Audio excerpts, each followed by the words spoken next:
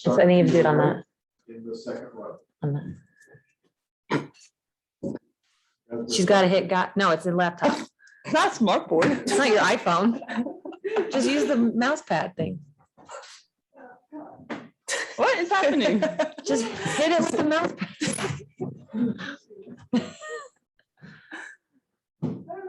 Got it. Technology. That was funny.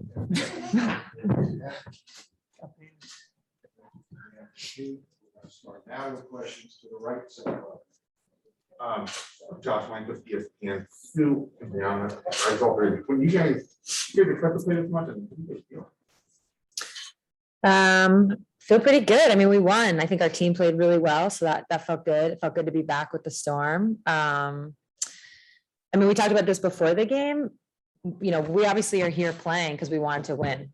So it was just going to be whatever the minutes were they were in order to win the game. I think obviously, fortunately, we did enough for the fourth quarter. We didn't really have to be in there much.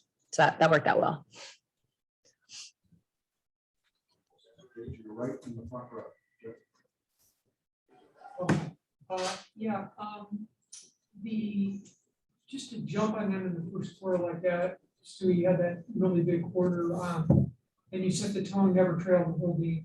How significant was it just to come out and kind of throw that first punch like that?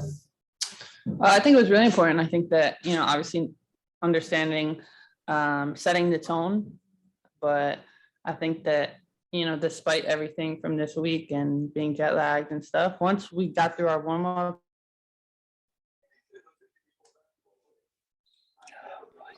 regular scheduled program, I'd say, and we were just aggressive. You know, we knew what this game meant, and we wanted to kind of hit them first. Two more questions from in the room, and then we'll turn to Zoom. Front center. Hey guys, Doug Farm to JP. I got two questions. First off, can you share your jet lag secret, how you beat it? Because I'm feeling it right now, and I was in the same spot you guys were for the last 2 years. A lot of champagne. Yeah. Keep it going. And the second one is just, I mean, you've won a lot of titles, WNBA, Olympic. This is a weird one because it's the middle of the season right now, so to speak. Not where is this ranked, but how do you celebrate? Where is it sort of, you'd celebrate tonight, you're finished, move on to the next thing, or is it bigger because it's the first one, no one will ever win the first one ever again in Seattle because it's the inaugural champion. Any of you can answer that, or all of you. I think it does have significance in that we're the first winners. I was actually, you know, when Stewie and JJ did that, you know, ceremonial tip, you guys were so good at it.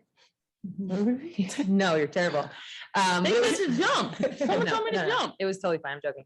But I actually thought to myself, like, oh, that's going to be like Penny Toller's first basket, or that's going to be, you know, when Lisa Leslie did the first jump. Like, it's always going to be shown as the first moment of the Commissioner's Cup. And I was like, oh, that's pretty cool that our team's going to be a part of that. And now we're the winner of it. So, like, in the long run, does it have any like crazy significance? No, other than that. I think, you know, Stewie talked about it before the game. This is very familiar for those of us that have played overseas. There's always some random game in February that like randomly has a bonus on it, or a random game in November, like a cup game that has a bonus on it. Or if you're playing your big rival, it has a bonus on it. So we're familiar with this like mid-season bonus type game. And it's only good when you win it. So I'm glad we won it. No, you weren't bad. You're fine. She was like, okay. It was just funny. I was like, am I supposed to look at the camera? Alex Simon from the next duel, to step back in and put the defensive effort that you guys put up, not just holding him to 5 in the third, but 26 turnovers. Just, I assume for you three, it was kind of just throw and go once you got in. But what kind of was the key in your mind to how you guys were able to do so well defensively? We were pretty active. Helps when we're pretty long as well. So that helps a lot getting deflection.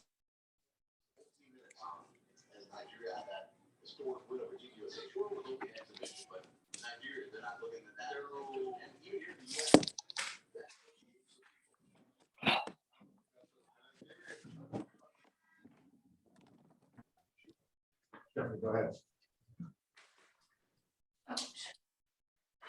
Sorry, my computer was lagging there.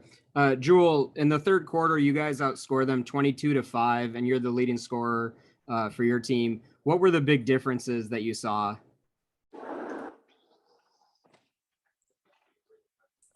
All right, Jeffrey, we lost you. We'll try one more time. Can you hear me? Jeffrey, we'll come back to Andy if you're ready. Andy, go ahead, please.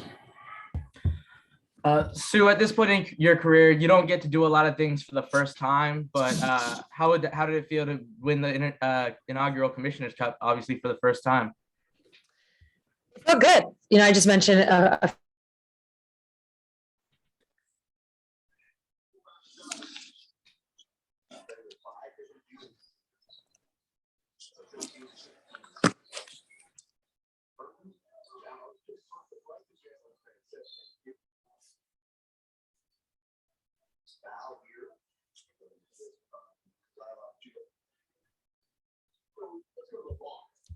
so again, knowing that we were the first. So we'll always be in those record books.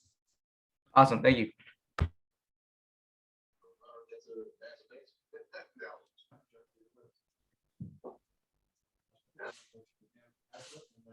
He wanted you to talk about the third quarter. Yeah. I'm gonna give it a go. And go ahead.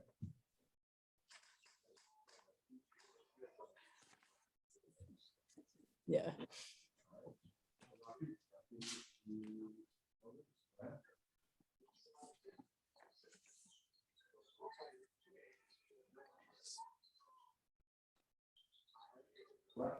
Yeah, Alex Simon for the Mexicans. Stewie, as a max player, 30,000 still matters a little bit, but maybe not as much as it would to somebody like a few of your players like Sierra or Kiana who are on 7 days to kind of win that 30K and kind of be able to give that to everybody. Just how exciting is that as a teammate to know we're all getting this, but for some people, this money matters quite a little bit more perhaps because it'll go. Yeah, I mean, I think our teammates was the motivating factor behind this game. We wanted to win for them. Obviously, 30K is 30K for all of us, but for some of them, you know, I don't even know what the ratio is for Kiana, but it's a lot. And to really help them get that is amazing. Time for about 3 more questions, all from in the league. Right here, left side, to your right. Julie and Sue, when you guys watch, you know, have the type of first quarter that she had, what's that like to just kind of step back and just watch it go? It's usually like this since high school. So it's normal. And now we're like, it's Yeah. usual. Yeah, it's kind of normal. It's kind of crazy, but it's normal. So it's Stewie. And then talk about the money ahead of time, like you, was it something you?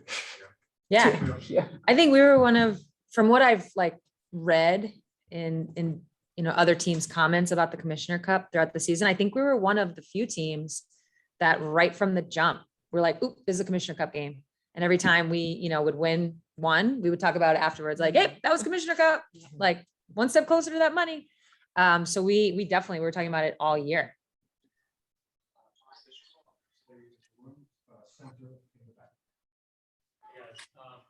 Just curious, you mentioned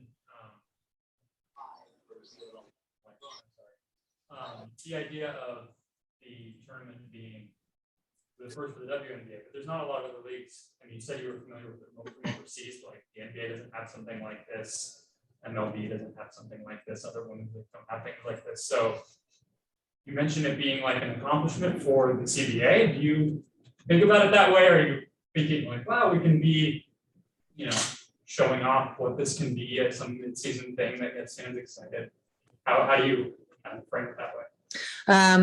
Well, I bring up the CBA because that was a deal that I think put a lot of things in place that will just benefit the league and help it grow. The Commissioner's Cup is just kind of like one aspect of it. There's a lot that we could talk about, obviously. But with the Commissioner's Cup, it gives something that I think the WNBA has lacked is its own stage at times. You know, like different aspects of our season, the finals, it kind of gets lost. It's not necessarily our time. Whereas, you know, obviously a great example is the, you know, NCAA tournament, right? Women's basketball has its own stage. So whether or not the Commissioner's Cup grows into that, I'm not sure, but it's actually something that you can sell, that the league can sell ahead of time. There's going to be a date, there's going to be a time, there's going to be a place. You don't know the opponents yet, but you can sell that ahead of time. Fans can get excited about that. You can cheer for your teams, or you can buy tickets and go regardless, just like the NCAA tournament. So I just think that's really what I was getting at when I talked about what this Commissioner Cup means, just in terms of long-term growth for the league. And I think for players, for us playing, it gets you excited.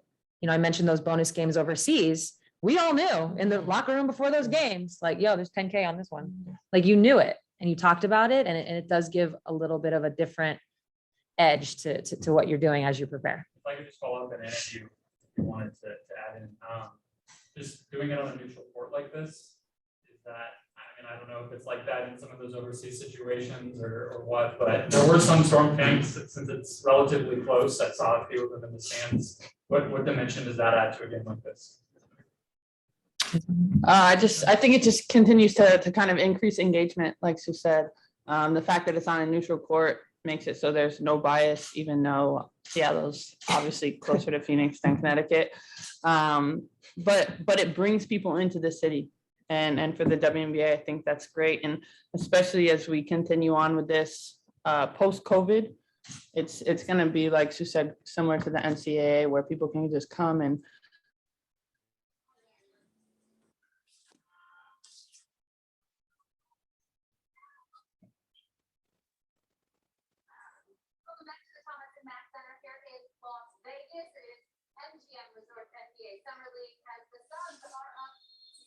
Yeah, that's cool.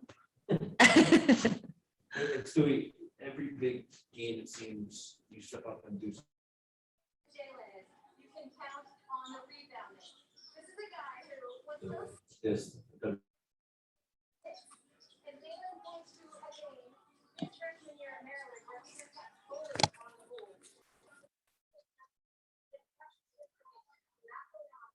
Jalen put on 40 pounds of muscle basically for the next season.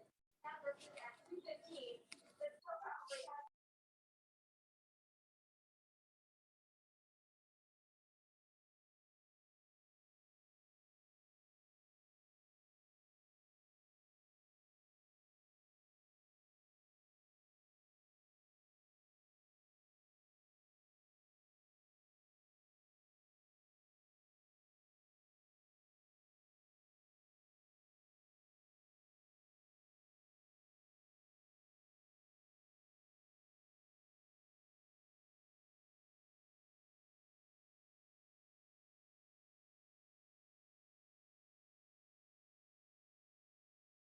of what you're gonna do with your sneakers? And that's for all of you. I haven't even unpacked yet, so once I get that done, I'll let you know. I mean, I don't have any specific plans, but I have all the shoes I've ever worn in championship games.